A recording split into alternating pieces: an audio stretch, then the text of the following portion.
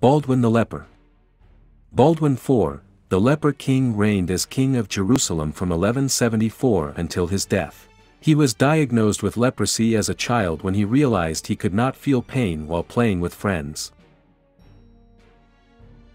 Richard, Queen Dick. Richard Cromwell was Lord Protector of England, Scotland, and Ireland from 1658-1659. When his father and predecessor Oliver Cromwell died, Richard found out that same day that he was taking over the position. He lacked military credentials and was generally unliked and was deposed a year later, earning him satirical names such as Queen Dick and Tumbledown Dick. Robert the Cuckold.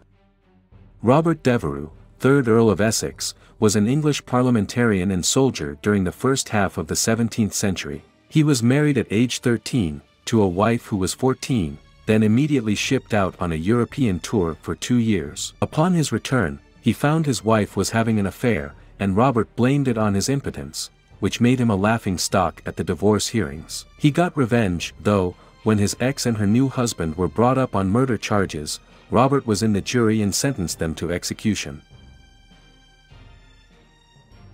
Harold the Bluetooth. Harold Bluetooth Gormson was a king of Denmark and Norway that reigned from 958 to 986. The most probable and accepted explanation for the name is that the king just had a dead or dark-colored tooth that appeared blue. What's interesting is that the modern-day Bluetooth logo consists of his initials, represented by the symbols from a Scandinavian runic alphabet H and B. Ethelred the Unready. Ethelred the Unready was king of the English off and on until 1016. His nickname doesn't derive from the modern word unready, but instead, the Old English unread meaning, poorly advised. It is a pun on his name, which means well advised. Albert the Peculiar. Albert IV of Austria was a duke from 1395 until 1404. It's not immediately obvious why he was given the nickname of Peculiar, but history has it that he fought with his family a lot, so maybe it was a nod to his black sheep status. Also, not to judge, but he just looks like he might have fit the bill. Claudius the Stutterer. Tiberius Claudius Caesar Augustus Germanicus was Roman emperor from 41 to 54. He was also uncle to the famed Caligula. Stammering wasn't Claudius' only issue, he also had a limp, slight deafness, and he slobbered quite a bit when angry. Robert the Little Beagle. Robert Cecil was an English statesman noted for his skillful direction during the Union of the Crowns, serving from 1596 to 1612. He was also the main discoverer of the Gunpowder Plot, which led to Guy Fawkes' arrest on November 5, 1605.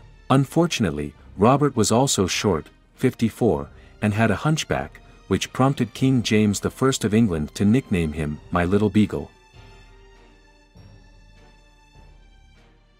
Piero the Unfortunate. Piero di Lorenzo de' Medici was the Grand Maestro of Florence from 1492 until 1494. He was feeble, arrogant, and undisciplined, but because his dad was named Lorenzo the Magnificent, he was given a chance at leadership. Spoiler alert, he blew it, and the city of Florence looted the family castle and exiled them all. Roderick the Last King of the Goths. Roderick was the Visigothic king of Hispania for a brief period between 710 and 712. He is actually of little historic significance, take away the legend that he raped Florinda, the daughter of Count Julian. However, we can probably all agree that his nickname, the Last King of the Goths, would make an excellent band name. Mstislav the Werewolf.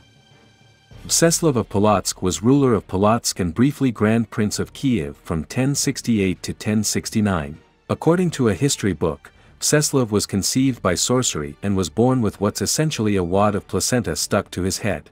In their wisdom, sorcerers instructed his mother that it should stay there, because it's good luck. Oh, and in another book, he's a werewolf. The placenta story is more interesting. Lulak the Foolish. Lulak mac Gilles Coam Gain was nicknamed the Simple-Minded or the Foolish, yet he still managed to be King of Scots 1057. The stepson of Macbeth, Lulach was the first king in Scotland that there are coronation details for, but his reign was weak, and he was assassinated less than a year into the job. Justinian the Slit-Nose. Justinian II, the Slit-Nosed, was the last Eastern Roman emperor of the Heraclian dynasty. He reigned from 685 to 695, acquiring the throne at age 16. Justinian reacted poorly to opposition. Did I mention he was 16, and lacked the charm of his father who ruled before him? He started enacting policies that everyone hated so much, they deposed him and had his nose cut off.